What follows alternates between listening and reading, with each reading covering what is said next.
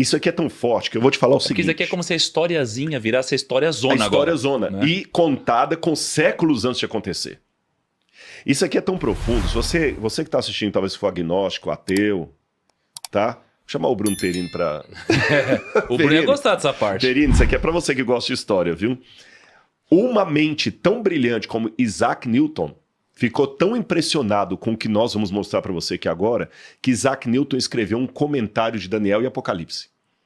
Isaac Newton foi uma das maiores mentes brilhantes de todos os tempos, superior a Einstein quase. E Isaac Newton escreveu mais de Bíblia do que de ciência. Inclusive sobre Daniel. Isaac Newton ficou impressionado com como é que uma profecia pode se cumprir com tantos detalhes ao pé da letra. Não é coincidência. Não, o QI de Isaac Newton é entre 190 e 200, a estimativa. Exatamente. Nossa, mãe do céu. Mano, pensa nisso. Então, ou seja, o que eu tô falando aqui não é coisa... que vergonha, eu gostava do Tiago quando ele era ateu, agora ele falava só de dinheiro. Agora ele tá falando de Bíblia, caiu no conceito. Pelo contrário, eu acho que agora ele ficou mais sábio. Agora eu falo de dinheiro. E com mais sabedoria. Isso. Você fala de dinheiro, mas não só de dinheiro. Exato. É que antes era só dinheiro. Que pobreza. É tão rico que só tem... É tão pobre que só tem dinheiro, coitado. Não, ele é tão rico que ele tem dinheiro e sabedoria para saber como aplicar o dinheiro. Há uma diferença. Sim. Tem gente que é tão pobre que só tem dinheiro. O Lucão tá curioso, rico, Rodrigo. O Lucão tá curioso. Que é essa interpretação do sonho aí? Vamos lá. Aqui Daniel começa, capítulo 2, depois você pode olhar na sua Bíblia, em casa. Daniel respondeu na presença do rei. O mistério que o rei exige, eu estou lendo o verso 27, o mistério que o rei exige, nem sábios nem encantadores podem revelar, mas há um Deus no céu que revela mistérios, pois fez saber ao rei Nabucodonosor o que vai acontecer nos últimos dias. Ou seja, a profecia ia estender por muito tempo. Isso daqui era em que ano? Daniel era em que ano? Daniel 605 a.C. 605 Aqui, 605 é quando ele foi para a Babilônia. Uhum. Depois, em 587 a.C., Nabucodonosor manda destruir o templo de Jerusalém.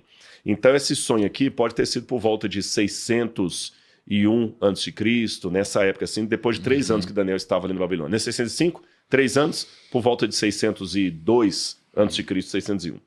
Aí, o Daniel explica esse sonho, aí no verso 38 ele coloca, esse é o sonho e também a sua interpretação diremos o rei.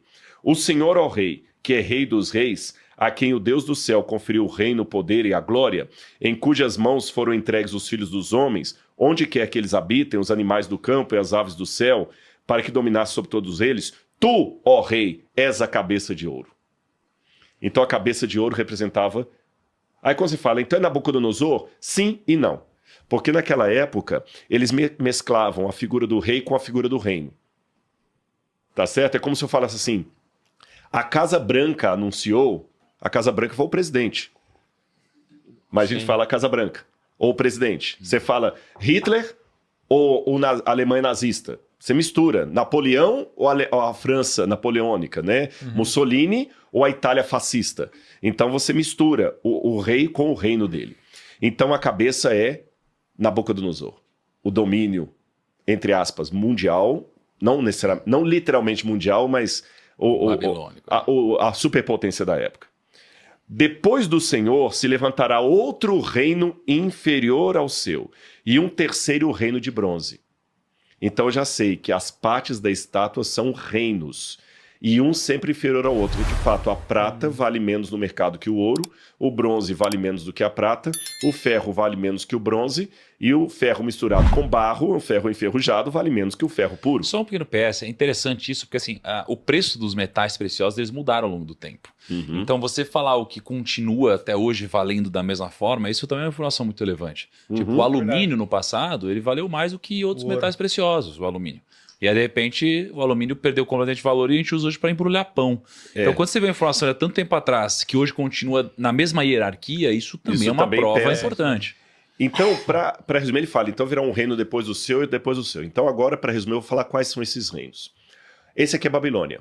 A Babilônia durou de 606 a.C., 612, quando Nabopolassar domina a Assíria, até 538 a.C., quando a Babilônia cai. E a Babilônia cai de uma maneira que ninguém esperava. Quem assume o poder era um reino inferior, a Medo-Pérsia. Você tem 2 reis, Dario e Ciro, que eles se juntam, tio e sobrinho, e sabe como é que eles conquistam a Babilônia? Sem derramamento de sangue. Sim. Eu vou deixar a conquista da Babilônia para contar no capítulo 5. Acabou de chegar. Tá bom? Mas a Medopérsia também caiu por um reino inferior, a Macedônia. Quando um jovem macedônio chamado Alexandre Magno, Alexandre o Grande, conquista a Macedônia, depois a Grécia e vai conquistando o mundo, e ele domina a Medopérsia. Lembra por exemplo, o filme Alexandre que está passando aí? Então é aqui, ó, é a Grécia. Então, se a Medopérsia, e ó, interessante, 2 braços, Média e Pérsia. E só um detalhe, nós não vamos falar hoje aqui, porque senão ia ficar até o Natal, mas essa mesma profecia é repetida no capítulo 7 e 8 com mais detalhes que nem estão aqui. Tá bem? Por exemplo, no capítulo 7 vai falar que um reino era maior do que o outro, e a Média era maior do que a Pérsia era maior do que a Média. Aí vem Alexandre o Grande. 331 a.C. é a época de Alexandre o Grande. Então eu tenho 606 a 538, Babilônia, 538 a 331, a Medopérsia, 331 a.C. até 323, Alexandre o Grande. Aí, no capítulo 7, deixa eu só dar esse detalhe aqui, porque didaticamente vai ser importante. Daniel vai falar que esse reino representado pelo quadril de bronze, ele iria ser destruído sem esforço de mãos. Ele mesmo ia quebrar. E depois que ele quebrasse, 4 reinos iam se levantar dele. Quando Alexandre o Grande morre, e a gente sabe que Alexandre o Grande morre ou envenenado pelo vinho, quando ele morre na Babilônia, em 323 a.C., ele estava fazendo 33 anos de idade.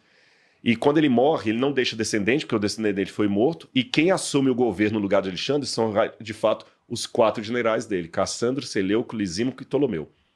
Até o número da divisão do reino, Daniel vai dar no capítulo 7. 323 acaba isso aqui, aí ele fala do reino demonstrado pelas pernas, um reino feroz, Roma. Começa em 323 a.C., cai Alexandre, depois vem os generais dele, aí Roma sai justamente de um desses reinos aí, e ela começa a sua hegemonia mesmo por volta do ano 160, aquela época tal, do Pompeu vai conquistar Jerusalém em 63 a.C., então aqui você tem a Roma. Agora eu quero me deter na última parte da estátua. Olha o que Daniel fala. Então aqui vamos recapitular. Babilônia, Medopérsia, Grécia e Roma. Quando chega na última parte do reino, olha o que Daniel fala no verso 41. Você pode ler para a gente, por favor, 40? 41. 41. Como viste, os pés e os dedos eram em parte de barro e em parte de ferro. Isso quer dizer que esse será um reino dividido, mas ainda assim terá um pouco da força do ferro, embora tenha visto ferro misturado com barro. Pode continuar. Assim como os dedos eram em parte de ferro e em parte de barro, também esse reino será em parte forte e em parte frágil. E como viste, o ferro estava misturado com o barro. Isso significa que se buscarão fazer alianças políticas por meio de casamentos, mas a união decorrente dessas alianças não se firmará, assim como o ferro não se mistura com o barro. Vou parar aí. Então a gente aprendeu que esse último aqui seria a continuação da perna dividida. Tá certo? Tanto é que é ferro misturado com barro. Aqui mudou o metal, aqui mudou o metal, aqui mudou o metal. Aqui não, só misturou com barro. O que aconteceu em 476 depois de Cristo? Roma ocidental foi dominada pelos povos bárbaros. Vieram os vândalos, os ostrogodos, os lombardos, os suevos, os francos, os saxões, vários grupos bárbaros que estavam ao redor de Roma. Eles descem e em 476 depois de Cristo eles conseguem entrar na capital, matam o imperador de Roma e aí cai Roma ocidental. E eles dividem o Império Romano em várias etnias dos próprios bárbaros ali, tá certo? E aí que vão surgir, por exemplo, os suevos viram Portugal, os gálios e francos viram a França, os saxões viram a Inglaterra, por isso que a língua saxônica, né? Os lombardos, os alemanos viram a Alemanha, os vândalos, érulos e ostrogodos viram a Itália. E Daniel também falou que esses 3 reinos iam cair para subir uma hegemonia na Itália, e no capítulo 7. E acontece exatamente isso, os vândalos, érulos e ostrogodos caem, e aí surge uma hegemonia, que é a hegemonia papal. E aí você tem esses reinos formando os países da Europa Ocidental hoje. Mas o último, você falou que eles teriam, por um lado, a força do ferro, por outro lado, a fraqueza do barro. Você tem realmente uma superpotência, que é a Alemanha, França, o Reino Unido, mas você tem Portugal, que já é mais fraco, a Espanha, que é mais fraca. Tanto é que quem domina hoje a União Europeia é França e Alemanha, economicamente. A Itália já sempre foi mais fraca.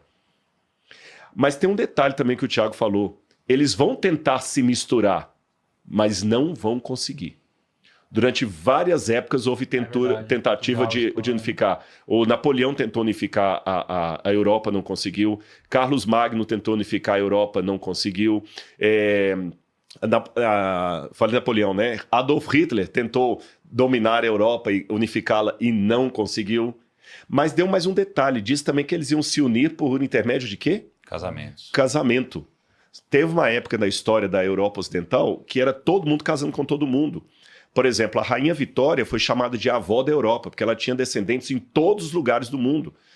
O sobrinho neto dela, o neto ou sobrinho neto, agora eu não lembro, que era o Wilhelm, da Prússia, da Alemanha, era neto dela. Vamos pegar o Dom Pedro I, por exemplo, do Brasil.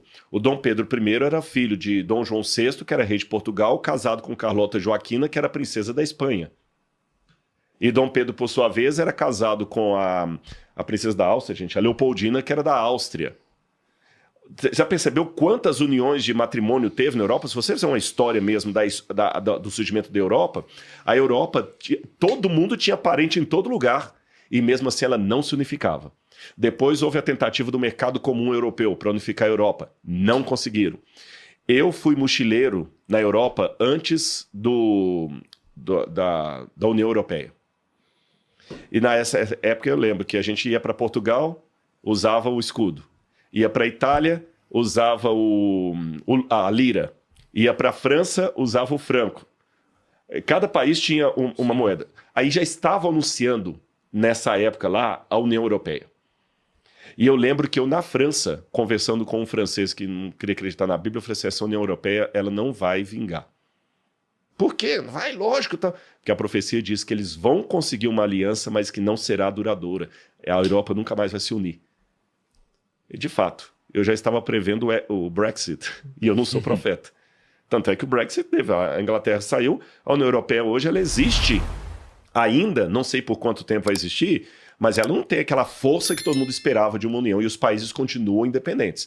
Itália é Itália, Portugal é Portugal, Espanha é Espanha, França é França. Tá certo? Exatamente como a profecia disse, eu estou falando há séculos no passado. Sim. Agora, antes de passar para o próximo versículo que eu queria que você lesse, Tiago, raciocina comigo, é uma questão de inteligência. E lembra, isso aqui não é coisa de crente retardado, não. Isaac Newton acreditou nisso. Será que Isaac Newton era um babaca? Eu creio que não. Para mim, do ponto de vista acadêmico, é mais fácil acreditar que tem uma mão divina por detrás da história do que crer que tudo isso é coincidência. É só coincidência. É muita coincidência para ser só coincidência. A profecia acertou desde Daniel até hoje. Agora lê o próximo verso, por favor, Tiago. No verso 44. Na época desses reis, o Deus do céu estabelecerá um reino que jamais será destruído e que nunca será dominado por nenhum outro povo. Destruirá todos os reinos daqueles reis e os exterminará. Mas esse reino durará para sempre. Verso 45. E aí, esse é o significado da visão da pedra que se soltou de uma montanha sem auxílio de mãos, pedra que esmigalhou o ferro, o bronze, o barro, a prata e o ouro. O grande Deus. O Deus poderoso mostrou ao rei o que acontecerá no futuro, o sonho é verdadeiro e a interpretação é fiel. E eu posso dizer que é fiel mesmo. Ou seja, nós estamos vivendo em que parte da estátua? Na cabeça? Não. Nós estamos vivendo aqui na divisão. E é nos nossos dias que Deus vai suscitar um reino dos céus. Por isso que eu prego em todo lugar que eu vou, falo mesmo. Jesus voltará. A segunda vinda de Cristo foi profetizada e ela acontecerá nos nossos dias. Quando, Rodrigo? Não sei. Não sei se vai ser daqui a 1 ano, 2 anos, 10 anos. A gente pode tentar algum prognóstico, mas assim, com parcimônia para não virar profetado. Porque ninguém sabe o dia exato, mas a profecia vai se cumprir.